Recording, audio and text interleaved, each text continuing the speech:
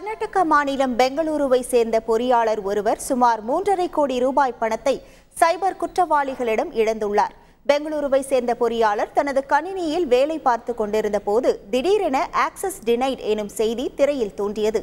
அதனைத் தொடர்ந்து மும்பை போலீஸ் மற்றும் சிபிஐ அதிகாரிகள் என தங்களை அடையாளம் காட்டிய சிலர் அவரை தொடர்பு கொண்டு அவர் நம்பும் வகையில் அவரது தனிப்பட்ட விவரங்கள் சிலவற்றை கூறி கிரிப்டோ கரன்சியில் மோசடி செய்துள்ளதாகவும் வழக்கு பதிவு செய்யப்பட்டுள்ளதாகவும் கூறியுள்ளனர்.